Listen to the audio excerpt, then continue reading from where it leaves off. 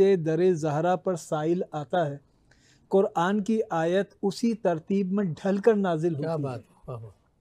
اور پھر یہ مسکین یتیم اسیر کوئی اس علاقے کا کوئی باشندہ نہیں تھا، بلکہ یہ عرش والے تھے جو کبھی مسکین بن کر آتے تھے، کبھی یتیم بن کر آتے تھے، کبھی اسیر بن کر لفظ پہ بھی جب بعض اوقات سوال کرتے ہیں کہ لفظ اسیر، اسیر تو قیدی ہوتا ہے اور قیدی تو جیل میں۔ کہ تمہیں کس کے در پہ جانا چاہیے؟ کیا بات ہے، واہ واہ واہ واہ۔ جب در کا پتہ چلے تو صاحب در خود بخود پتہ چلے۔ واہ واہ واہ۔ کس کے دروازے پر تمہیں جھکنا چاہیے؟ سبحان اللہ، سبحان اللہ۔ ان کے دروازوں پہ جھکے جو دیتے وقت بغیر حساب دیتے ہیں۔ یہاں پر ان آیتوں میں دراصل اس در کا تعارف ہے کہ اس دروازے پر آنے والا کون؟ وہ جو مالی مشکل میں اس کے مالی مشکلات اس دروازے سے حل ہو جائے، وہ کہ جو محبت میں اگر کوئی کمی ہے تو یہی وہ گھرانہ ہے جو یتیموں کے لیے باپ کی طرح، سبحان اللہ سبحان اللہ، جو یتیموں کا سرپرست ہے، واہ۔ اور یہی وہ گھرانہ ہے کہ ان کے گھرانے پر آنے کے لیے مسلمان ہونا ضروری نہیں ہے۔ کیا کہنے، واہ واہ۔ جس طرح خدا کافر کو بھی دیتا ہے، بے شک خدا مومن کو بھی دیتا ہے، جو خدا والے ہوتے ہیں وہ بھی ان کی ضرورتوں کو دیکھ کر دیتے ہیں، سبحان اللہ سبحان اللہ، اعتقادات چیک نہیں کرتے۔ کرتے۔ یہ وہ چشمہ ہے جو جنت میں بہے، ہر مومن کے گھر میں یہ بہے، اور ہر مومن کی حیات کا تعلق اس سے ہے۔ کیا بات ہے۔ لیکن اس کو بہانے والے کون ہیں؟ کن کے صدقے میں یہ چشمہ بہے گا؟ عباد اللہ کے صدقے میں۔ سبحان اللہ سبحان اللہ، یفجرونہا تفجیرا۔ خدا کہہ رہا ہے، یہاں پر ماضی کا صیغہ نہیں ہے۔ جس طرح فیض خدا ہمیشہ جاری ہے، اہل جنت کے لیے اہل بیت کا فیض ہمیشہ جاری ہے۔ سبحان اللہ سبحان اللہ۔ اعوذ باللہ من الشیطان الرجیم، بسم اللہ الرحمن الرحیم، وبہ نستعین وہو خیر ناصر و معین۔ لاکھوں کروڑوں درود و سلام ہو سید الانبیاء رحمت للعالمین خاتم النبیین محمد مصطفیٰ صلی اللہ علیہ وآلہ وسلم پر، ان کے آل پاک پر، اصحاب منتجبین پر۔ ناظرین کرام، پروگرام نذران عقیدت میں آپ کا میزبان ڈاکٹر سید مظفر حسین رضوی آپ کی خدمت میں حاضر ہے۔ میری جانب سے آپ تمام محترم ناظرین کی خدمت میں السلام علیکم ورحمۃ اللہ وبرکاتہ۔ محترم ناظرین کرام، ہم نے گزشتہ پروگرام جناب زہرا سلام اللہ علیہا سورہ کوثر کے عنوان سے، اور سورہ کوثر میں جس انداز میں خالق کائنات نے جناب زہرا سلام اللہ علیہا کی فضیلت کو بیان فرمایا، اس عنوان سے گفتگو کی، اور آج ہم بات کریں گے شان زہرا سلام اللہ علیہا سورہ دہر کے عنوان سے۔ سورہ دہر میں کس طرح اللہ رب العزت نے حضرت زہرا سلام اللہ علیہا کے مقام و مرتبے کو بیان کیا، کیا عظمت ہے جناب سیدہ سلام اللہ علیہا کا۔ جس طرح علامہ اقبال رحمۃ اللہ علیہ فرماتے ہیں کہ مریم از یک نسبت عیسیٰ عزیز، از سے نسبت حضرت زہرا عزیز، نور چشم رحمت للعالمین آ امام اولین و آخری، بانو تاجدار حل عطا مرتضی مشکل کشا شیر خدا۔ اور فرمایا کہ مزرع تسلیم را حاصل بطول، مادراں را اسوہ کامل بطول۔ اور ان کی عقیدت کا جو شعر ہے مجھے بہت اچھا لگتا ہے، اور جس انداز میں علامہ اقبال نے عشق میں ڈوب کر جناب سیدہ سلام اللہ علیہ کے ساتھ عقیدت کا جو اظہار فرمایا ہے کہ رشتہ آئین حق زنجیر پاست، پاس فرمانے جناب مصطفیٰست، ورنہ گرد تربتش گردی دمی، سجدہ بر خاک او پاشی دمی۔ یقیناً زہرا سلام اللہ علیہ کا مقام و مرتبہ علامہ اقبال نے جس طرح بیان کیا کہ ایک فضیلت سے جناب حضرت عیسیٰ علیہ السلام کی والدہ ہونے کی وجہ سے جو جناب مریم کا مقام بلند ہے، لیکن تین جو نسبتیں حضرت زہرا سلام اللہ علیہ کی بیان ہوئی۔ میں اس موضوع پر گفتگو کے لیے ہمارے اسٹوڈیو میں ممتاز علماء کرام کو مدعو کیا ہے، جو آج اس موضوع پر سر حاصل گفتگو فرمائیں گے۔ مختصر تعارف آپ کے سامنے پیش کر رہا ہوں۔ ہمارے ساتھ تشریف فرما ہے ممتاز عالم دین ہیں، اتحاد بین المسلمین کے داعی، محتمم اعلیٰ جامع معینیہ و جامع مسجد گلزار محمدی، حضرت علامہ فیصل عزیزی بندگی صاحب۔ السلام علیکم ورحمۃ اللہ وبرکاتہ۔ خوش آمدید کہوں گا آپ کو پروگرام میں۔ اور ہمارے ساتھ دوسرے مہمان ہیں، اسلام آباد سے تشریف لائے ہمارے مہمان ہیں، المصطفیٰ انٹرنیشنل یونیورسٹی قم کے استاد ہیں اور متعدد کتابوں کے مصنف ہیں، حضرت علامہ ڈاکٹر محمد یعقوب بشوی صاحب، السلام علیکم ورحمۃ اللہ وبرکاتہ۔ السلام ورحمۃ اللہ وبرکاتہ۔ خوش آمدید کہوں گا آپ کو پروگرام میں، اور سلسلہ گفتگو کا آغاز سے پہلے ہمارے تیسرے مہمان کا بھی تعارف آپ کے سامنے پیش کروں۔ ممتاز ثناء ہیں جناب محترم تابش مہدی صاحب، السلام علیکم ورحمۃ اللہ وبرکاتہ۔ سلسلے گفتگو کا باقاعدہ آغاز کرنا چاہوں گا، اور آپ سے قبلہ پہلا سوال، جس طرح سورہ دہر میں رب کائنات نے ذکر فرمایا مسکین، یتیم، اسیر کا، اور وہ جو در زہرا سلام اللہ علیہا پہ آ کے مانگتے ہیں، کبھی مسکین بن کے، کبھی اسیر بن کے، کبھی یتیم بن کر کے، اور جناب زہرا سلام اللہ علیہا کے اس سورہ کے اندر، سورہ دہر میں، کس انداز میں خالق کائنات نے عظمت کو بیان فرمایا ہے؟ اس سورہ مبارکہ میں سیدہ کائنات کی شان کو سورہ کوثر میں جس طریقے سے 3 آیات میں بیان کیا تھا، یہاں 30 آیات میں بیان کیا گیا ہے، اور تفصیل کے ساتھ۔ اور اس کے پس منظر میں ایک واقعہ ہے جو روزوں کے تعلق سے ہے۔ اس سورہ مبارکہ میں بالکل آغاز میں حل عطا کا لفظ آتا ہے، یہاں سے سورہ مبارکہ شروع ہوتی ہے۔ اور ابھی آپ نے جو علامہ اقبال کے اشعار پڑھے، اس میں علامہ اقبال نے لفظ استعمال کیا ہے تاجدار حل عطا۔ جی، تو یہ حل عطا مولائے کائنات مولا علی مشکل کشا کرم اللہ تعالی وجہ الکریم کے القاب میں سے ایک لقب ہے، کیا بات، حل صاحب حل عطا۔ واہ، اور پھر اس سورہ مبارکہ میں جب اہل بیت علیہم السلام پر بات کی گئی تو براہ راست بات نہیں کی گئی، بلکہ پہلے انسانیت کا، جب مجموعی طور پہ انسانوں کا تذکرہ کیا گیا۔ آپ یہ دیکھیے کہ سورہ عصر کا بھی یہ مزاج ہے کہ جو اصل نفس مضمون پر کلام کرنا تھا، اس سے پہلے زمانے کی قسم کھائی جا رہی ہے، سارے انسان خسارے میں، پھر آ رہے ہیں نفس مضمون کی جانب۔ کیا بات، یہاں پر بھی ایسا ہے کہ پہلے جمی انسانیت پر بات کی جا رہی ہے کہ انسان تو ایک وقت ایسا گزرا بے نام و نشان تھا، اور اس کے بعد پھر ان انسانوں کی اعلیٰ ترین اقدار کو بیان کیا جا رہا ہے کہ وہ لوگ جو قیامت کے دن کا احساس اپنے اندر رکھتے ہیں، اور اگر کوئی وعدہ کر لیں، منت مان لیں، تو پھر وہ اس سے وفا کرتے ہیں۔ اور پھر وہ واقعہ کہ جب حسنین کریمین علیل ہوئے اور منتی روزے رکھے گئے، پہلے دن مسکین آیا، دوسرے دن یتیم آیا، تیسرے دن اسیر آیا۔ اس میں آپ یہ دیکھیے کہ پہلے دن مسکین، پھر یتیم، پھر اسیر۔ یہ کیوں اس ترتیب سے؟ اس لیے کہ آیت کی ترتیب یہ ہے کہ وَيُطْعِمُونَ الطَّعَامَ عَلَىٰ حُبِّهِ مِسْكِينًا وَيَتِيمًا وَأَسِيرًا، مسکین، یتیم، اسیر، یعنی جس ترتیب سے در زہرا پر سائل آتا ہے، قرآن کی آیت اسی ترتیب میں ڈھل کر نازل ہوتی ہے۔ اور پھر یہ مسکین، یتیم، اسیر کوئی اس علاقے کا کوئی باشندہ نہیں تھا، بلکہ یہ عرش والے تھے جو کبھی مسکین بن کر آتے تھے، کبھی یتیم بن کر آتے تھے، کبھی اسیر بن کر آتے تھے، کہ سخاوت کا مخزن گھرانہ کون سا ہے۔ اور سیدہ کائنات سلام اللہ علیہا، آپ نے جو 3 دن افطار تیار کی ہے، یہ عرش سے فرشتے لینے کے لیے آئے ہیں۔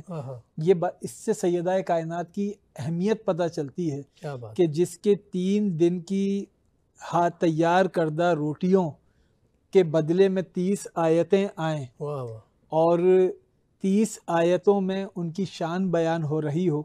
یہاں پر ایک پہلو اس طرف توجہ ہونی چاہیے، وہ دستک ہوتی تو حیدر کرار تو اپنے حصے کا کھانا پیش کرتے۔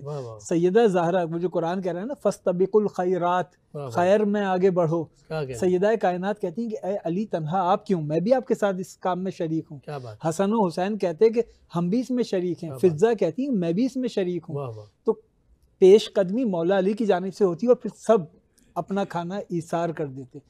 تو اس سے اس گھرانے کے مزاج سخاوت معلوم ہوتا ہے۔ اس سورہ دہر سے سیدہ کی عظمت اور شان بیان ہوتی ہے کہ ان کی شان اور عظمت یہ ہے کہ عرش سے ملائکہ بھکاری اور سوالی بن کر آتے ہیں کہ زہرا کے در سے روٹیاں لے جائیں۔ سبحان اللہ، سبحان اللہ۔ قبلہ ڈاکٹر صاحب، آپ کی خدمت میں یہی سوال یہی رکھنا چاہوں گا کہ جس طرح یہاں اس آیت کے اندر ذکر ہے مسکین ہے، یتیم ہے، اسیر ہے، تو یہی جو قبلہ نے بھی بیان فرمایا کہ بعض اوقات یہ سوال کرتے ہیں کہ جناب سیدہ ہی اپنی روٹیاں دے دیتی ہیں اور باقی کھا لیتے، تو کیوں سارے کے سارے اپنی روٹیاں لے کے جا رہے ہیں؟ اور یہ ایٹ اے ٹائم آ رہی ہے 3 دن میں، کبھی ایک دن یتیم آ رہا ہے، ایک دن اسیر آ رہا ہے، ایک دن اچھا اسیر کا لفظ پہ بھی جب بعضوں کا سوال کرتے ہیں کہ لفظ اسیر تو قیدی ہوتا ہے اور قیدی تو جیل میں ہوتا ہے، تو یہ قیدی دروازے پہ کیسا، مختلف طرح کے سوالات کرتے ہیں. تو اس کو ذرا آپ بیان فرمائے گا کہ کیوں اللہ تعالیٰ نے یہاں پر اس مسکین، یتیم اور اسیر کے ذریعے سے یہ گفتگو فرمائی اور عظمت سیدہ سلام اللہ علیہا اور اس خانوادے کی عظمت کو یہاں اس صورتحال میں بیان کیا ہے. بسم اللہ الرحمن الرحیم. سلام عرض کرتا ہوں آپ مفتی صاحب اور سننے اور دیکھنے والوں کی خدمت میں. اس کے بعد اس سورے پر گفتگو کے لیے بہت سارا وقت چاہیے. بے شک. یہ سورہ اقتدار آل محمد کا نام ہے. کیا بات ہے، واہ. ان کے جو معنوی مقامات ہیں، ان کی جو فضیلتیں ہیں دنیا سے زیادہ آخرت میں، واہ. اس سورے نے کھل کے بیان کیا ہے. سبحان اللہ، سبحان اللہ. اور ہر ایک آیت پہ ایک گھنٹہ گفتگو کی ضرورت ہے شک. تاکہ ہم اس سورے کو کھول سکے اور مقام و منزلت جناب زہرا سلام اللہ علیہا اور ان کے مقدس خانوادے تک ہم جا سکیں. جی. اس خاندان تک جانے کے لیے یہ سورہ دراصل ایک پل کی طرح ہے. ٹھیک. اگر ہم اس سورے میں غور کریں گے تو ہم مقام زہرا کو ذرا درک کر سکیں گے. ٹھیک. وہاں تک ہم جانے کی کوشش کر سکیں گے. تو دراصل اس میں جو یتیم، مسکین اور اسیر کا جو تذکرہ آیا، دراصل آیت کہہ رہی ہے وَيُطْعِمُونَ الطَّعَامَ عَلَى حُبِّهِ. جی. یہ دیتے ہیں، حالانکہ دیا ہے پہلے. آیت پہلے اتری نہیں ہے، سورہ پہلا اترا نہیں ہے، 3 دن کے بعد مکمل سورہ نازل ہوا ہے. سورے میں ہونا یہ چاہیے تھا جس طرح دوسرے جو قصص قرآن ہے، دوسرے جو اسباب نزول ہے، جب واقعہ ہوتا تھا آیت اترتی تھی، ماضی کا صیغہ استعمال کرتا خدا. لیکن یہ وہ سورہ ہے، واقعہ پہلے ہوا ہے، جتنے بھی صیغے ہیں وہ مضارع کے ہیں.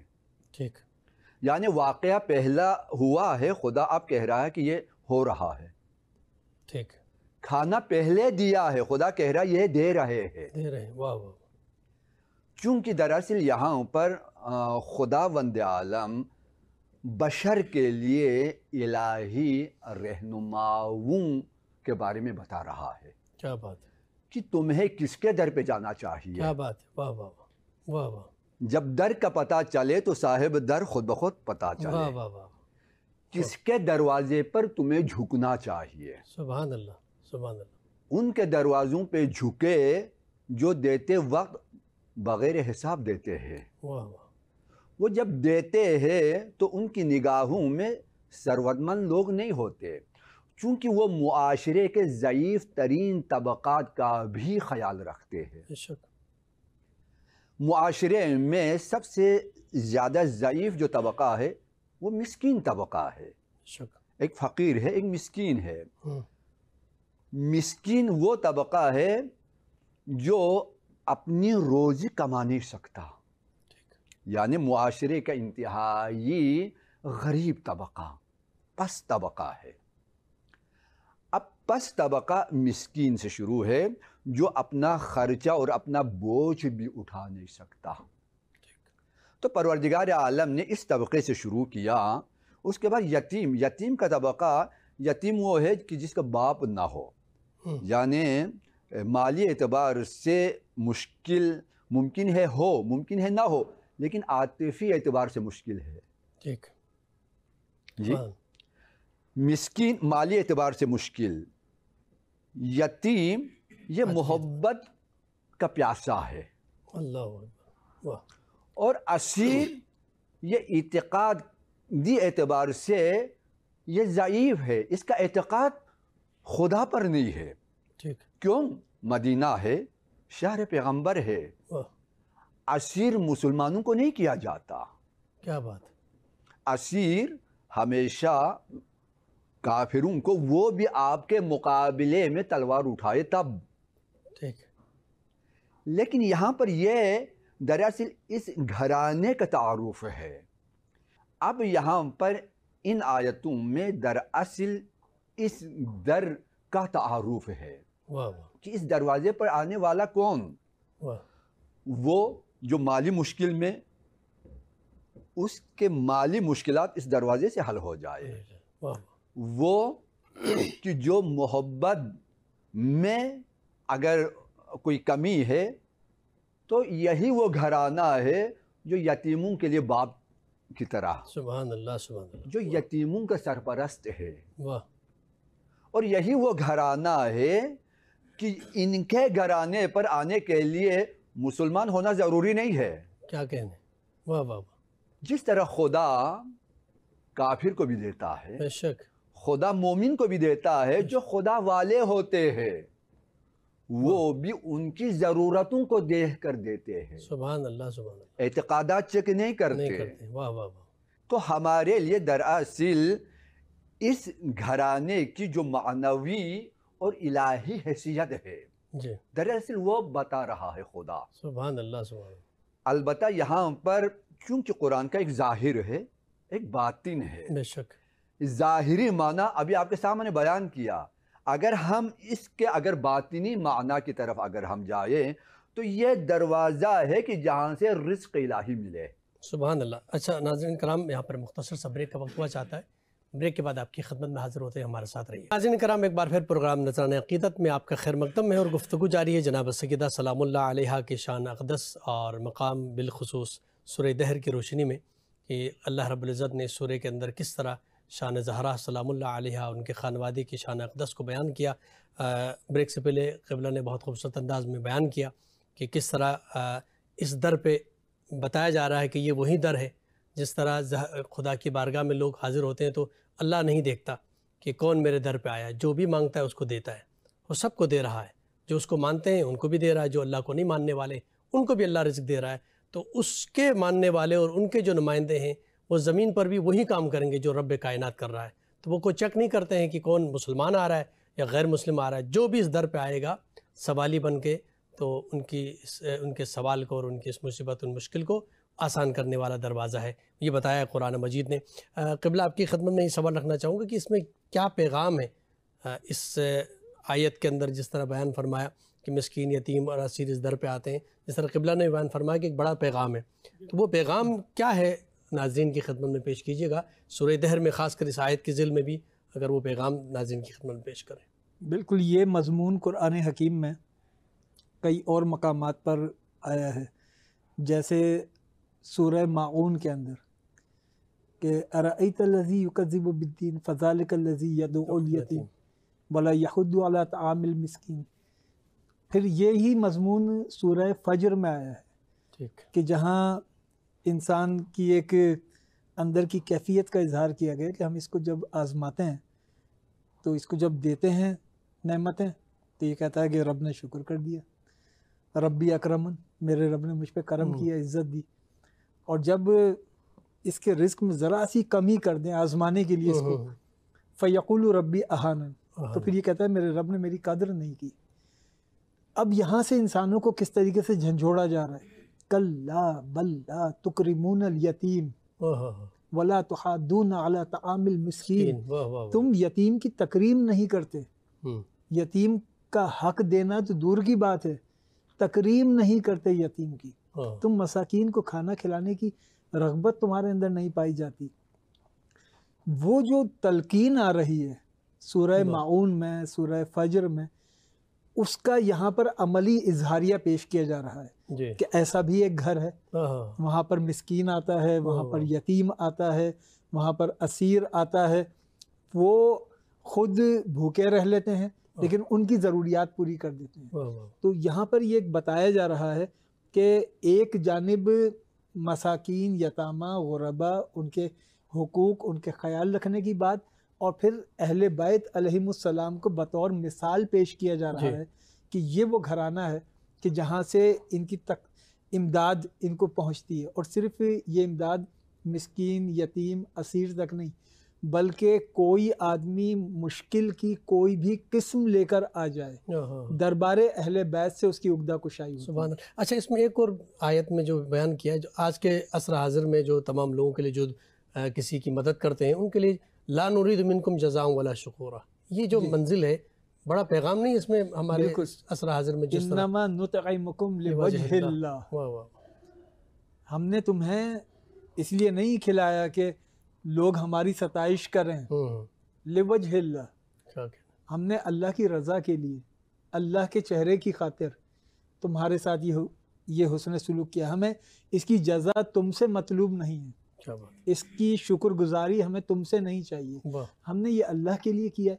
یعنی یہ وہ پہلو ہے جس میں اخلاص کی اعلیٰ ترین منزل بتائی جا رہی ہے کہ خود بھوکے رہو، دوسروں کی بھوک کو دور کر دو، اور پھر یہ نہ کہو کہ ہم نے کوئی بہت بڑا کارنامہ انجام دے دیا، بلکہ یہ کہو کہ یہ تو ہم نے اللہ کے لیے کیا ہے، یہ ہم نے اللہ کی خاطر کیا۔ اللہ کی ذات سے ایک بندے کا اخلاص کا رشتہ کیسا ہونا چاہیے، اس کے لیے یہ اعلیٰ ترین ایک اظہاریہ ہے۔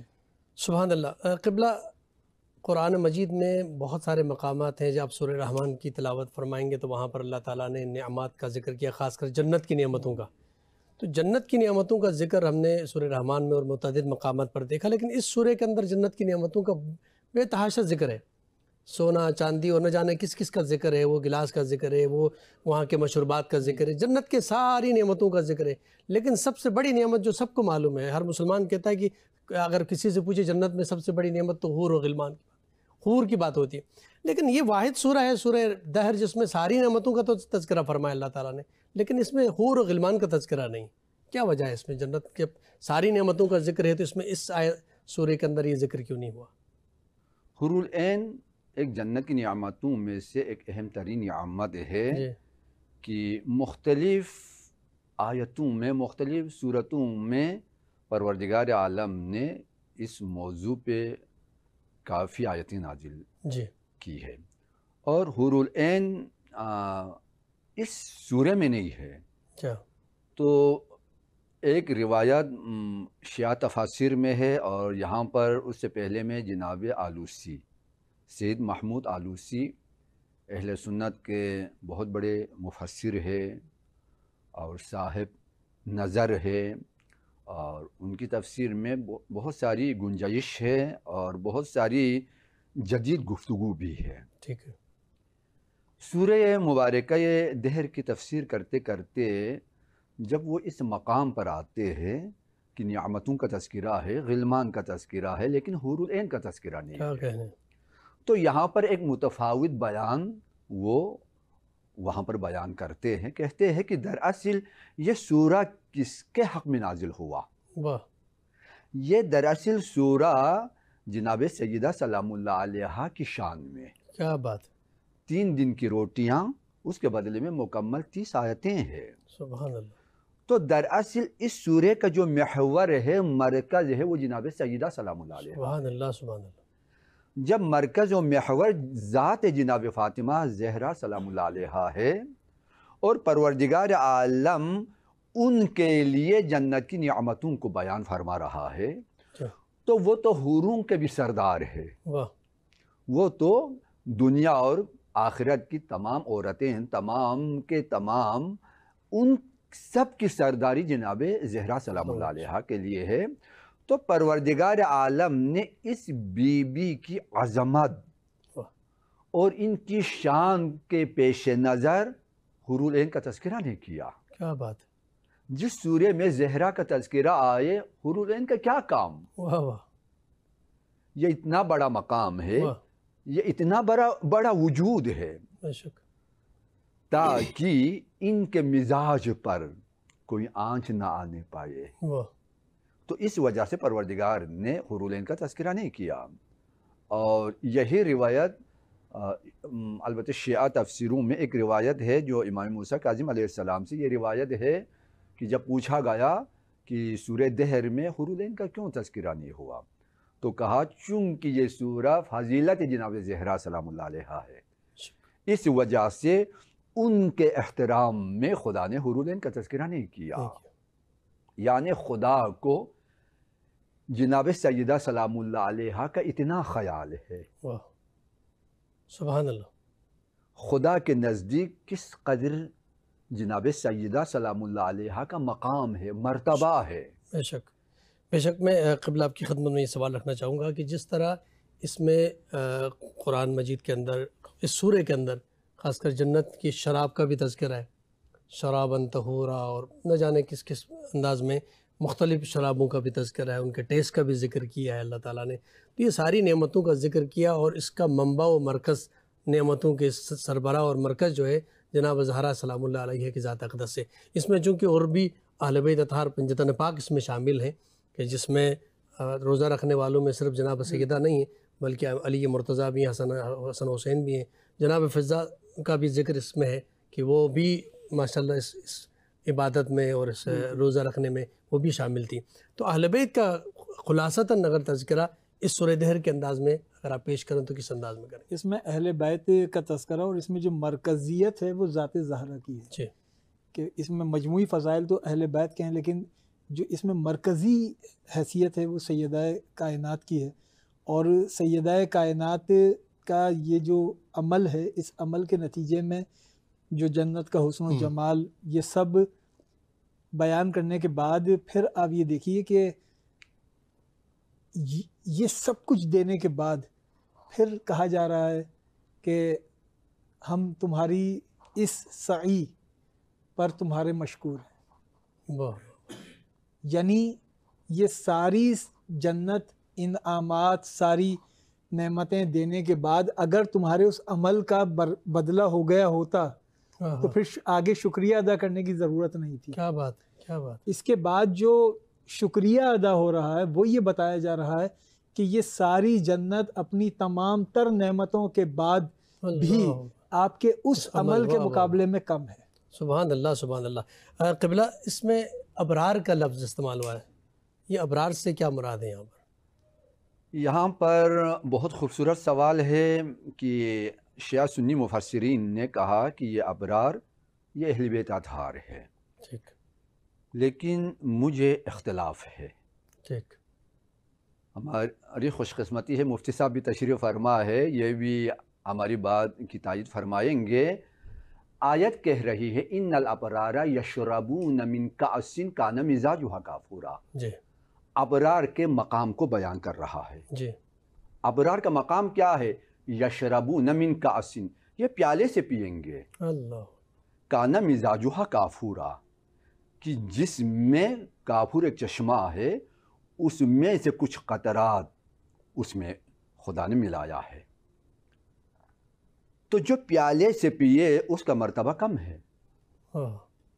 یعنی براہ راست چشمے تک نہیں ان کی رسائی، واہ واہ وہ فاصلے پر ہے۔ واہ، ان کا مقام ابھی وہ مقام نہیں ہے کہ جو براہ راست چشمے تک جائے۔ کیا بات ہے۔ البتہ دوسرے گروہ کا تذکرہ کر رہا ہے، عینا یشرب بہا عباد اللہ یفجرونہا تفجیرا۔ واہ، ایک گروہ ابرار ہے، ایک گروہ عباد اللہ ہے۔ ٹھیک، ابرار کا اختیار پیالے سے پینا ہے، خود چشمہ نہیں ہے، جی، چشمے سے لیا ہے اور چشمے سے کچھ قطرات ہے، یعنی ملایا ہے۔ لیکن عباد اللہ یشرب بہا عباد اللہ، یہاں پر عینن کہا، یہ جو عینن یہ تنوین ہے، جی، یعنی تنوین جہاں پر آ جائے توصیف ممکن نہیں ہے۔ واہ، یعنی یہ جو چشمہ ہے جس سے ابرار نہیں پئیں گے، عباد اللہ پئیں گے، واہ واہ واہ واہ، یہ کوئی عام چشمہ نہیں ہے۔ کیا بات ہے۔ خدا فرما رہا ہے اس کی توصیف بشری لسان میں ممکن نہیں ہے، سبحان اللہ، لیکن پئیں گے کون؟ ایک گروہ ہے جن کا نام خدا نے قرآن میں عباد اللہ رکھا۔ کیا بات ہے۔ یشربو، یہ بہا یعنی براہ راست پئیں گے، کوئی واسطہ نہیں ہوگا۔ دیکھو، ابرار کا مقام پیالے سے پینا، عباد اللہ کا مقام براہ راست پینا، فقط پئیں گے نہیں، اس کے بعد ان کے اختیار کو بیان کر رہا ہے۔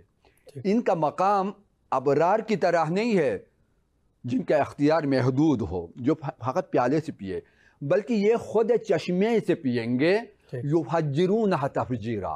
اس کے بعد جہاں ان کا دل کرے یہ چشمے ابال کر لے جائیں گے۔ واہ واہ واہ، یہ بات یہ محشر کی بات نہیں ہے، یہ دنیا کی بات نہیں ہے، یہ جنت کی بات ہے۔ یعنی پروردگار عالم عباد اللہ کے بہشتی مقام کو بیان فرما رہا ہے کہ یہ عباد اللہ کون؟ اب جنہوں نے کہا ابرار اہل بیت، تو عباد اللہ کا مقام تو ابرار سے بالا ہے۔ کیا بات! ابرار چونکہ اختیار محدود ہے، پیالے سے پیئیں گے، یعنی ابرار میں چشمے تک جانے کا اختیار نہیں ہے۔ کیا بات! عباد اللہ چشمے سے نہ فقط پیئیں گے، بہا کر لے جائیں گے۔ کیا بات! تو عباد اللہ کا اختیار وسیع ہے، ابرار کا اختیار محدود ہے۔ جنہوں نے کہا اہل بیت ابرار ہے تو پھر اختیار تو محدود ہوا نا۔ تو وہ عباد اللہ کون ہے کہ جن کی فضیلت اور مرتبہ اہل بیت سے بڑا ہو، ابرار سے بڑا ہو، ابرار سے بڑا ہو۔ تو یہاں پر چونکہ مجھے شیعہ سنی مفسرین سے اس وجہ سے اختلاف ہے کہ انہوں نے روایت کو تو پکڑ لیا، لیکن یہاں پر ایک ہے متن روایت، ایک ہے فقہ روایت۔ کیا کہنے؟ روایت کو سمجھنا ہے آیت کے ذریعے۔ سبحان اللہ۔ ابرار کہا کہ یہ اہل بیت ہے، بہت سارے علماء سے ہماری بحث بھی ہو گئی۔ ہم نے کہا دیکھو روایت کو آیت پہ پیش کرو، آیت کیا کہہ رہی ہے؟ آیت مرتبے کو ابرار کا محدود کر رہی ہے، ٹھیک ہے؟ تو یہاں پر آپ نے کہا اہل بیت ابرار، دراصل یہاں پر ایک راز سے پردہ اٹھانا چاہوں گا۔ دیکھو نظر ایک دستور خدا ہے، آپ کے لا ینحل مسائل کا حل نظر میں ہے۔ آج ہمارے معاشرہ اگر نظر تک آ جائے تو مشکلات کے الہی حل ملے۔ کیا بات! سیرت اہل بیت اس نظر میں ہے۔ سبحان اللہ۔ ہم نے فقط ان آیتوں کو فضیلت کے طور پر بیان کیا، یہ فقط فضیلتیں نہیں ہیں، ان کی سیرتیں ہیں۔ کیا کہنے؟ ان کی سیرتوں میں بھائی دینا ہے، 3 دن دیا، میں اس تفصیل میں نہیں جانا چاہتا، لیکن دینے میں کون شامل ہے؟ فضائے خادمہ بھی شامل ہے۔ آپ کے گھر کی نوکری اگر ایک گروہ کرے، جب ان مزدوروں کو دینے کا وقت آ جائے تو مزدور کو بھی ملے گا، معمار کو بھی ملے گا، لیکن برابر نہیں ملے گا۔ مزدور کو اس کی حیثیت، معمار کو اس کی حیثیت کے مطابق، ہے نا؟ ایسا ہی ہے یہاں پر، چونکہ دیتے وقت اہل بیت کے ساتھ ایک فضائے خادمہ ہے۔ اب خدا اس سورے میں دینا چاہ رہا ہے، ان کے مقام اور فضیلتوں کو بیان کر رہا ہے۔ تو فضیلتیں بیان کرتے وقت خادم اور مخدوم ایک جیسا نہیں ہے۔ کنیز اور شہزادی کی فضیلت ایک جیسی نہیں ہے۔ کنیز کو اپنے مرتبے کا ملے گا، شہزادی کو اپنے مرتبے کا۔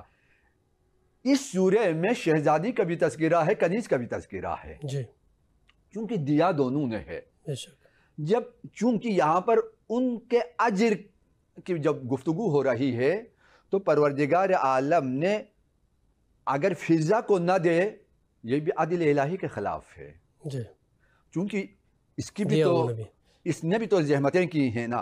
تو فضا کے لیے جب دیا تو فضا کو ابرار کا سردار بنا دیا۔ سبحان اللہ۔ اچھا، میں چاہوں گا کہ اس پہ مزید گفتگو کریں گے۔ ناظرین کرام، مختصر سا بریک کا وقت ہوا چاہتا ہے، بریک کے بعد آپ کی خدمت میں حاضر ہوتے ہیں ہمارے ساتھ۔ ناظرین کرام، ایک بار پھر پروگرام نذرانہ عقیدت میں آپ کا خیر مقدم ہے اور گفتگو جاری ہے حضرت فاطمہ زہرا سلام اللہ علیہا کا مقام و مرتبہ سورہ دہر کی روشنی۔ آیے طعام کے اندر سیاسی جو تربیتی جو پیغام ہے وہ ناظرین کی خدمت میں پیش کیا گیا۔ کیا پیغام ہے معاشرے کے لیے؟ اس میں معاشرے کے لیے پیغام بنیادی یہ ہے کہ اسلام وہ دین نہیں ہے جس کے اندر انسانوں سے دور رہ کر تسبیح اور مصلی سے اللہ کو راضی کر لے۔ کیا بات ہے! واہ واہ! اسلام سماجی دین ہے، معاشرتی دین ہے۔ اسلام معاشرت کی تہذیب دیتا ہے، اور اس تہذیب کے اندر تمہارا رویہ یہ ہونا چاہیے کہ اگر کوئی تکلیف تم اٹھا کر سمجھتے ہو کہ میرے یہ تکلیف اٹھانے سے دوسرے کی تکلیف کم ہو سکتی ہے، تو اعلیٰ ترین جذبہ یہ ہے کہ دوسرے کی تکلیف کم کر دو۔ اور اہل بیت نے یہاں پر یہی کیا ہے کہ خود پانی سے افطار کیا اور سائل کو انہوں نے اپنے حصے کا کھانا دیا. کیا بات. یعنی ایثار کرنا سیکھو، سخاوت سیکھو، اور پھر اس کے اندر اخلاص، اللہ سے اتنا خالص ہو جاؤ کہ جب وہ شکریہ ادا کریں تو ان کی شکر گزاری بھی نہ لو، ان سے کہو کہ یہ ہم نے تمہارے لیے کیا ہی نہیں، ہم نے تو یہ اللہ کے لیے کیا ہے. کیا بات. قبلہ آپ کی خدمت میں یہ سوال رکھنا چاہوں گا جو پیغام ہے معاشرے کے لیے، خاص کر آج کے زمانے میں جس طرح اگر کوئی مشکل آتی ہے، پریشانی آتی ہے، بیماری آتی ہے تو لوگ بہت مختلف طریقوں سے چیزیں کرتے ہیں، لیکن قرآنی جو طریقہ وہ یہی ہے کہ منت مانیں. بالکل. یہ منت جو ہے وہ قرآنی ایک طریقہ ہے کہ خدا کی بارگاہ میں منت، اور منت میں بھی کیا چیزیں مانگنی ہیں یہ بھی ہمارے ناظرین کی خدمت میں اگر بیان کریں کہ کیا چیزیں ہم مانگیں گے خدا کی بارگاہ میں اپنی مشکل کو آسان کرنے کے لیے، جس طرح اس گھرانے نے جس انداز میں روزے رکھے کہ اور خدا کی بارگاہ میں شکرانہ بجا لایا، اور یہ جو سیرت ہے پوری انسانیت کے لیے اس میں پیش کیا. تو میں چاہوں گا کہ آپ سورہ دہر کی روشنی میں سیرت طیبہ کو، خاص کر جناب زہرا سلام اللہ علیہا کی سیرت کو بیان کیجیے گا. دیکھو یہاں پر جس گھرانے کا تعارف ہے وہ ایک عام گھرانہ نہیں ہے. ان کے معنوی اقتدار بھی ہے، ساتھ ساتھ ظاہری اقتدار بھی ہے. یہ خانوادہ ایک حاکم خانوادہ ہے. مدینے میں حکومت ہے، بابا سردار انبیاء کے ساتھ ساتھ حکومت اسلامی کا حاکم بھی ہے، اور امیر المؤمنین اس فوج کا جرنیل ہے. جی. اور حسنین بھی اس جرنیل اور حاکم کے گھر والے ہیں. اور یہ جو گھرانہ ہے کیوں قیامت تک کے لیے یہ نمونہ عمل ہے. قیامت تک کے لیے جو بھی حاکم آئے ان کے لیے یہی گھرانہ نمونہ عمل ہے. حاکم کا گھرانہ ہے تو حاکم کتنا پاکیزہ ہونا چاہیے. کیا بات. اور حاکم اس قدر، دیکھو یہاں پر سب کچھ ہے، اس کے باوجود گھر میں بھوک چل رہی ہے. اللہ. آپ دنیا میں کوئی حاکم بتا دے جس کے گھر میں یہ ماحول ہو. واہ واہ. ہمارے چنے ہوئے اور اللہ کے منتخب بندوں میں یہی فرق ہے. بڑا فرق. واہ واہ. یہ اپنے پیٹ کاٹتے ہیں تاکہ غریبوں کا پیٹ بھر جائے. بہت خوب. اس میں ایک نہیں بلکہ جہاں تک میں نے دیکھا تقریباً 10 معاشرتی فرمولے ہیں. 10 معاشرتی فرمولے. اور ان فرمولوں کا تعلق آج کی زندگی سے ہے، آج کی دنیا سے ہے. سب سے پہلی بات یہ ہے یوفون بالنذر کہا. یوفونا یعنی وہی مضارع کا صیغہ. عالم محضر خدا ہے، عالم خدا کا حضور ہے. کیا بات. ہم گناہ کرتے ہیں خدا کو غائب جاننے کی وجہ سے. اللہ اکبر. چونکہ ہماری زندگی میں خدا حاضر نہیں ہے. اللہ. اہل بیت اور ہم میں یہی فرق ہے کہ ان کی زندگی میں خدا کا حضور ہے. اللہ اکبر. وہ محضر خدا میں ہے، وہ خدا کے حضور میں ہے. اسی وجہ سے وہ گناہ نہیں کرتے، چونکہ گناہ سب سے بڑی رکاوٹ ہے. خدا سے رابطے میں سب سے بڑی رکاوٹ حجاب انسان کا عمل ہے.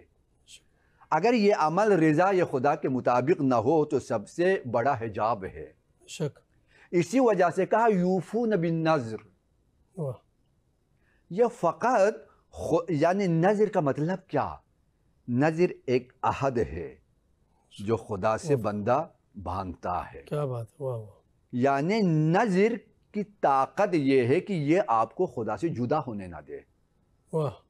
حتی نذر کا تعلق فقط روزہ نہیں ہے. مریم کا وجود نظری وجود ہے. کیا بات.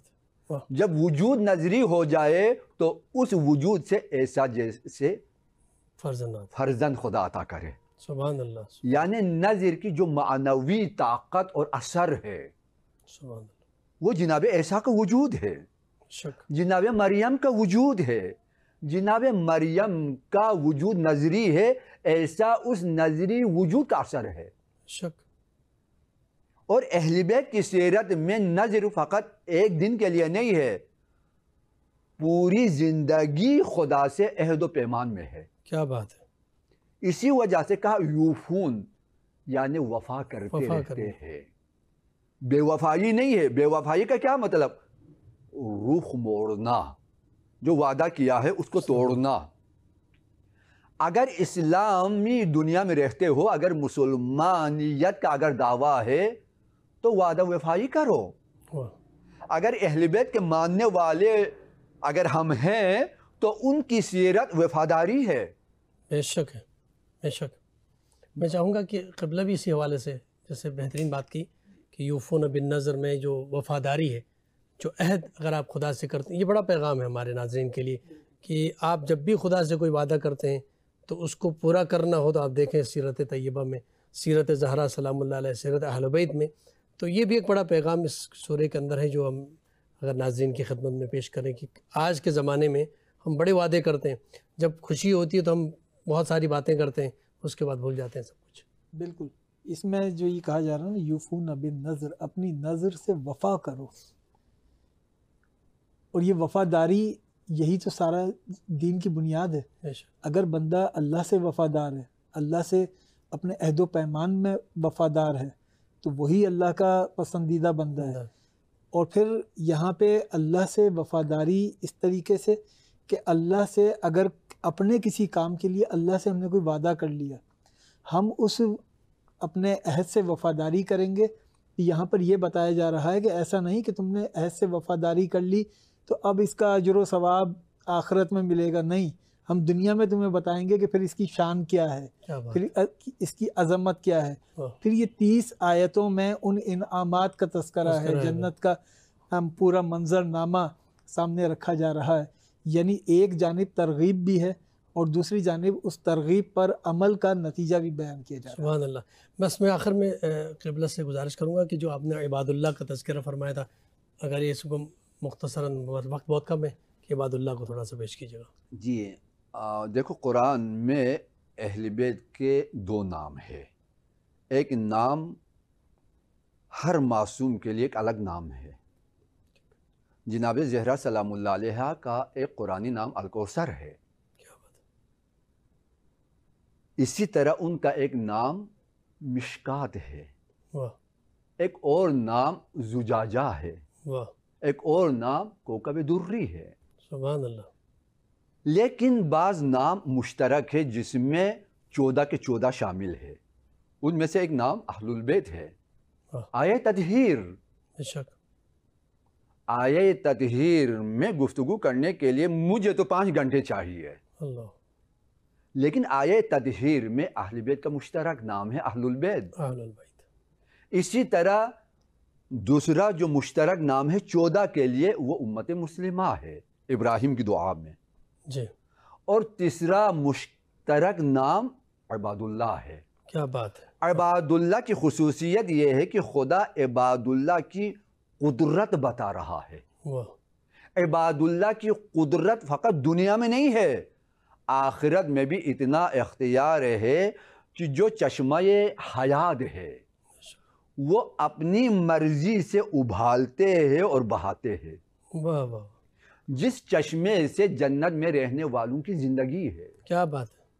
یہ وہ چشمہ نہیں ہے، وہ حوض نہیں ہے، وہ جو نہر نہیں ہے جو آپ کو قیامت میں ملے، وہ بھی انہی کے ہے. کیا بات ہے.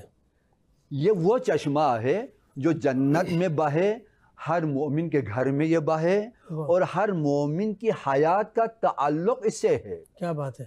لیکن اس کو بہانے والے کون ہیں؟ کن کے صدقے میں یہ چشمہ بہے گا؟ عباد اللہ کے صدقے میں. سبحان اللہ، سبحان اللہ. یفجرونہا تفجیرا. خدا کہہ رہا ہے، یہاں پر ماضی کا صیغہ نہیں ہے. جس طرح فیض خدا ہمیشہ جاری ہے، اہل جنت کے لیے اہل بیت کا فیض ہمیشہ جاری ہے. سبحان اللہ، سبحان اللہ. نہایت ممنون و مشکور ہے جناب محترم مفتی فیصل عزیزی بندگی صاحب آپ کا، محترم علامہ ڈاکٹر محمد یعقوب اشفی صاحب آپ کا، نہایت ممنون تابش مہدی صاحب آپ کا. ناظرین کرام، یہاں پر پروگرام کا وقت ختم ہوا چاہتا ہے. اپنے میزبان ڈاکٹر سید مظفر حسین رضوی کو اجازت دیجیے، اور آخر میں گزارش کروں گا جناب محترم تابش مہدی صاحب سے کہ بارگاہ سیدہ سلام اللہ علیہا میں کلام پیش کریں. کیا کہیے کتنی صاحب عظمت ہیں فاطمہ،